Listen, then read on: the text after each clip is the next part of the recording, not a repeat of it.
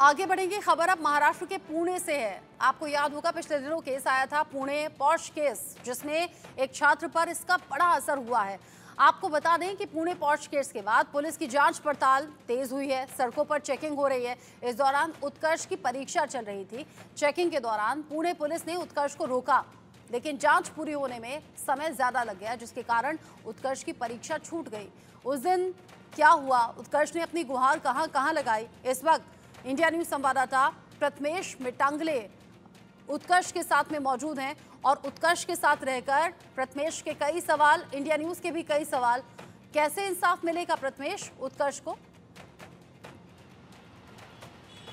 जी बिल्कुल, जिस तरीके से अगर मैं उस दिन की बात करूं तो जिस तरीके से पुणे पॉश केस हुआ था और पुणे पॉश केस के बाद लगातार जो पुलिस की नाकाबंदी लगा गई थी, जिसमें उत्कर्ष जो है एग्जाम देने के लिए लेट हुआ था। मैं अब सीधा उत्कर्ष से ही बात करता हूं, उसी के ही मुंह से हम लोग जानेंगे किस तरीके से उस दिन की स्थिति थी। उत्कर्ष, उस दिन क्या हुआ था, आप कहाँ से निकले थे और कहाँ आपको रोका गया था पुलिस ने, इन सब चीज़ें विगतवार तरीके से बताइए। जैसे मेरा एग्ज़ाम चल रहा था, 20 तारीख से ही शुरू हुआ था, तो अरे जी जी, कोई देखिए जिस तरीके से अगर मैं बात करूं, आप वहां से निकले थे, तो आप किस जगह से निकले थे कॉलेज आने के लिए? भोकुम में थे। यहाँ से कॉलेज से 16 किलोमीटर दूर है। मेरी सिस्टर वहाँ रहती हैं, उनकी तबीयत ख़राब थी तो उन्होंने मुझे बोला कि एग्ज़ाम चल रहे हैं, अगर हो पाए तो मेरे यहाँ आ जाओ, स्कूटी है उससे तुम एग्ज़ाम देने चले जाना। तो एग्ज़ाम के आधा घंटा पहले हम निकले ताकि आराम से कॉलेज पहुँचे, क्योंकि 16 किलोमीटर्स कवर करने में 15-20 मिनट लगता है। यहाँ रास्ते ठीक हैं। तो वहाँ से आ रहे थे, चांदनी चौक यहाँ पे एक जगह है जहाँ मेन पुलिस रुकती है, वहाँ 6-7 पुलिस खड़ी थी बैरियर लगा के। वहाँ चेकिंग चल रही थी अगले ही दिन से। यहाँ पूरे एरिया में चेकिंग चल रही थी, हर जगह 5-6 पुलिस लगी है, ऐसे जनरली चेक करने कि लोग हेलमेट पहन रहे हैं, लाइसेंस कैरी कर रहे हैं कि नहीं। उसके मतलब अगले ही दिन से, और जस्ट एक दिन पहले ये ट्रेजेडी हुई, वहाँ पुलिस ने मुझे रोक लिया। ऐसे जनरल चेक, मैंने हेलमेट भी पहना था, बाकायदा स्कूटी पे था, पेपर्स भी स्कूटी के रखे थे उसमें। तो ये सब हुआ है। तो वहाँ मैं आ रहा था, पुलिस से मैंने बोला मेरा एग्ज़ाम है, अगर मैं ये छूटा तो मुझे पूरा ईयर डाउन लग सकता है। पुलिस का ये हमारा जनरल है कि आप बस तुरंत मुझे दिखाइए और आप जाइए, कोई दिक्कत नहीं। तो वो फॉर्मेलिटी उन्होंने की, 15-20 मिनट में उन्होंने मुझे छोड़ दिया, लेकिन मैं एग्ज़ाम के लिए इधर 15-20 मिनट लेट भी हो गया।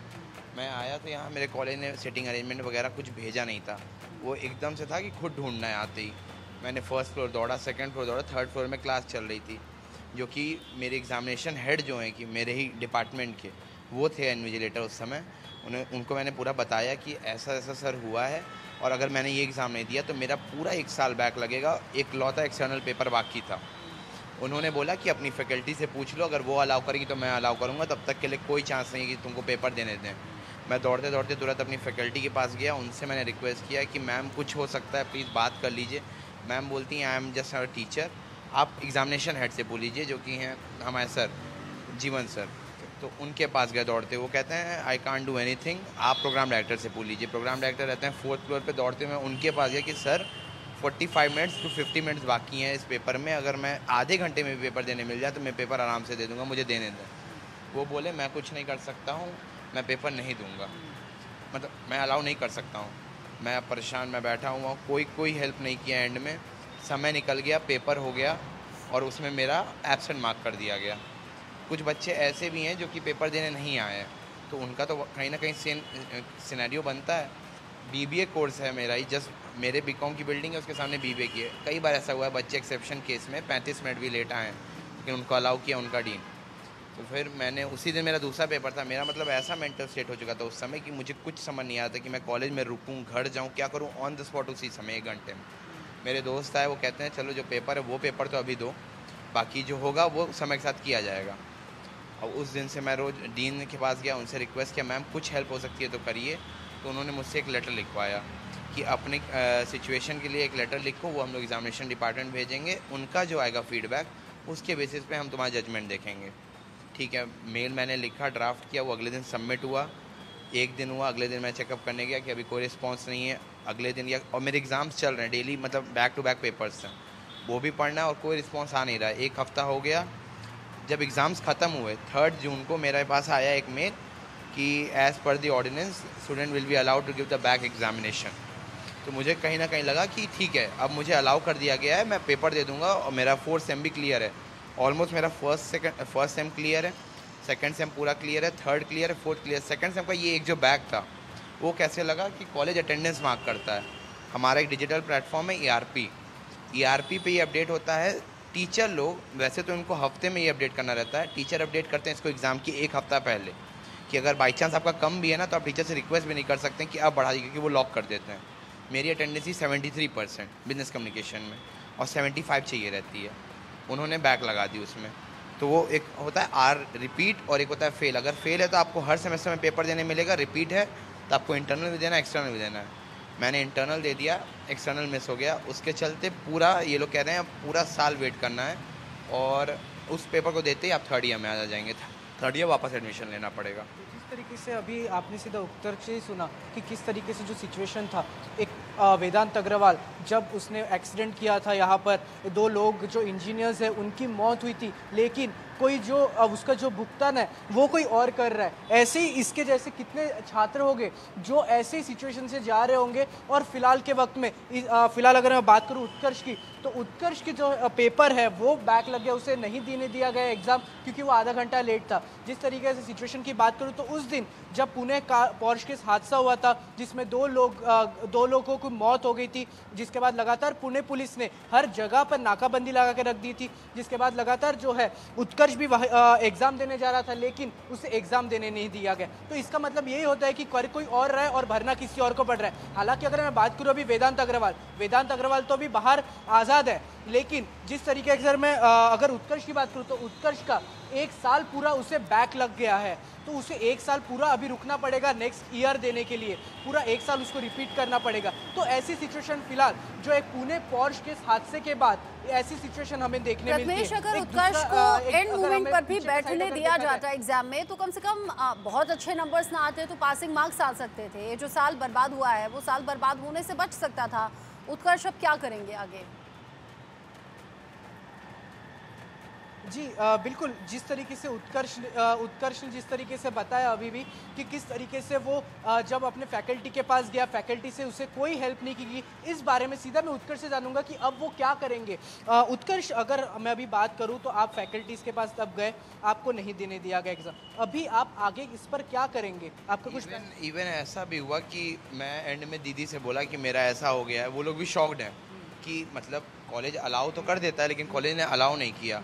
तो दीदी अपनी जॉब छोड़ी एक दिन की और वो आई थी बात करने प्रोग्राम डायरेक्टर वगैरह से। प्रोग्राम डायरेक्टर को दीदी बोली कि कोई तो एग्जाम्पशन होगा कि आप मेडिकल कुछ हो सकता है ऐसा प्रोवाइड करें। वो बोलते हैं कि मेडिकल, मैंने एक सिचुएशन बोली सर को कि सर उस दिन बाई चांस मैं लेट की जगह मेरा एक्सीडेंट हो जाता, मेरा पैर कट जाता या हाथ कट जाता, मैं आ ही नहीं पाता। सर बोलते हैं हाँ तब भी सेम क्राइटेरिया है, YD ही लगेगा। तो हमको सर ऐसे तो कोई एक्सेप्शन होता ही नहीं। तो कहता नहीं कोई एक्सेप्शन नहीं है, अगर आपका मिस हुआ है तो मिस हुआ है, उसके लिए हम कुछ नहीं कर सकते हैं, आपको एक साथ सफ़र करना पड़ेगा। जिस तरीके से अगर आप देख सकते हैं, अभी हमने उत्कर्ष से भी सीधा जाना कि पुणे पोर्श केस हादसे में अब उसे सफ़र करना पड़ रहा है पूरा 1 साल।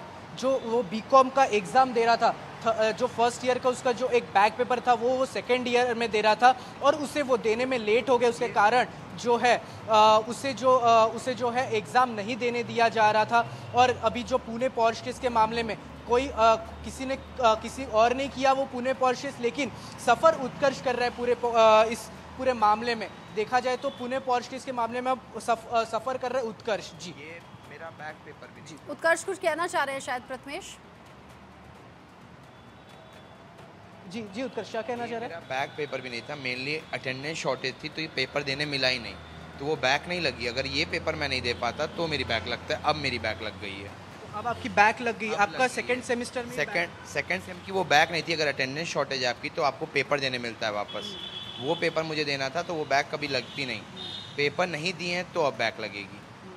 तो ये अटेंडेंस की वजह से मेरी बैक थी, मेरी कोई बैक थी ही नहीं अभी तक। तो जिस तरीके से उत्कर्ष ने भी अभी बताया कि पहले बैक नहीं था लेकिन उसे जो री एग्ज़ाम है वो देना पड़ रहा था और अभी उसको जो पेपर है BCom का एक पेपर उसमें पूरी तरीके से बैक लग चुका है और उसे जो पूरा अब जो ईयर है वो पूरा जो रिपीट करना पड़ेगा, जो थर्ड ईयर जो रहेगा उसको वो पूरा रिपीट करना पड़ेगा क्योंकि उसे जो है एग्ज़ाम नहीं देने दिया गया था। बस एक हादसा, एक पुणे पोर्श केस का हादसा जहाँ पर एक युवक ने, एक 17 साल के बच्चे ने जो है 2 लोगों को मार दिया गया था, 2 इंजीनियर्स थे। उस वक्त जब घटना हुई थी जिसके बाद बाद लगातार हमने देखा था किस तरीके से पुणे पुलिस एक्शन में है, और उसके बाद उसके बाद जब है अभी उत्कर्ष को इसका जो है एक भुगतान देना पड़ रहा है, किया किसी और ने लेकिन भुगत रहा है अभी उत्कर्ष। ऐसे कई लोग होंगे जो जिसके वजह से उन्हें पहुंचने में लेट हुआ होगा या फिर कुछ होगा, लेकिन प्रथमेश बहुत से ऐसे रीजन हैं जो अब पूछे जा रहे हैं, जो अब कहे जा रहे हैं, और यहाँ कोशिश यही कि उत्कर्ष की जो प्रॉब्लम है दूर हो जाए। एक स्टूडेंट बहुत ज़्यादा मेहनत करता है, पूरे साल पढ़ाई करता है और एग्जाम न देने दिया गया हो और एक साल बर्बाद हो जाए, तो उत्कर्ष के लिए इंडिया न्यूज़ भी लगातार सवाल उठा रहा है। बहुत शुक्रिया अभी के लिए प्रथमेश आपका, ये सभी अपडेट्स दर्शकों तक पहुंचाने के लिए।